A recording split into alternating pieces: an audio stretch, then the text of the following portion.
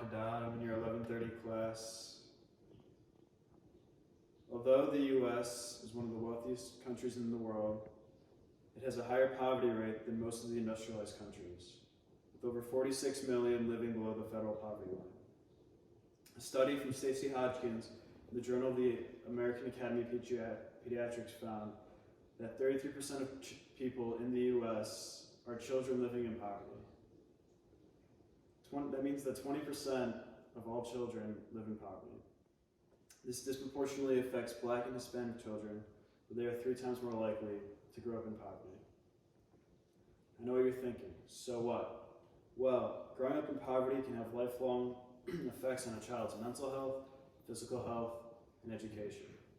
And today, I'm going to talk to you about how. First, let's talk about poverty's impact on mental health. The same study from Dr. Hodgkins showed that low-income households have a direct link to mental health issues. Those that come from low-income households experience an array of unique stressors, such as food insecurity and unstable housing. This leads to chronic stress, and chronic stress makes you more susceptible to mental health and substance abuse.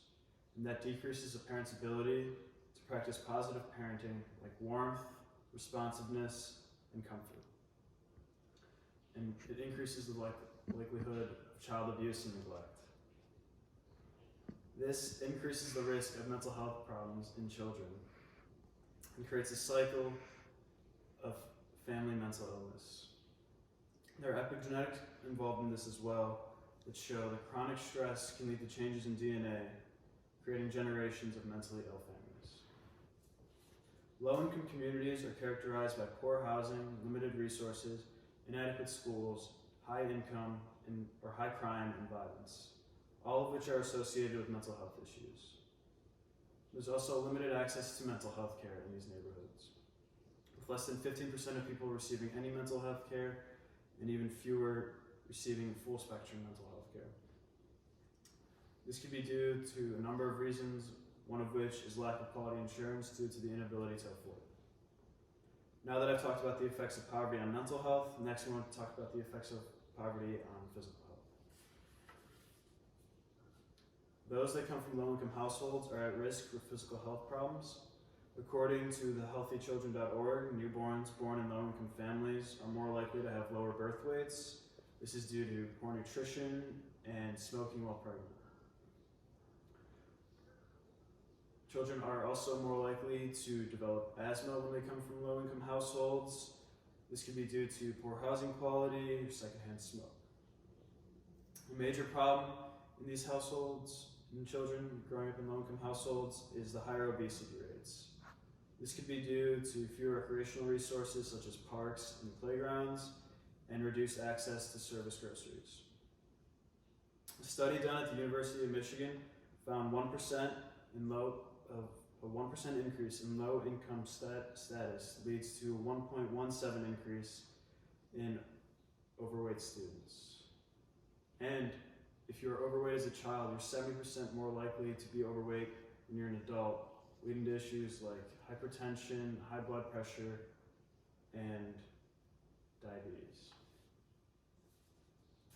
As mentioned before, there's an increased risk of child abuse in these low-income households, which increases the risk of incidental injury.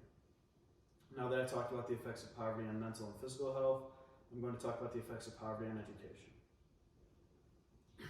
A study from Dr. Ferguson in the Journal of Pediatric Child Health found that those that grow up in lower income households are disadvantaged compared to those that grow up in higher income households, most evidently in education.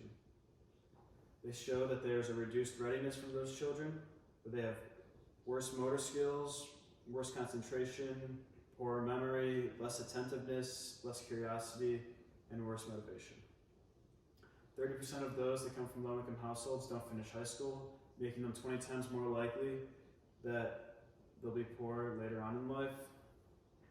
The same studies show that those that come from low-income households score lower on vocabulary, communication skills, knowledge of numbers, copying and symbol use, and cooperative play.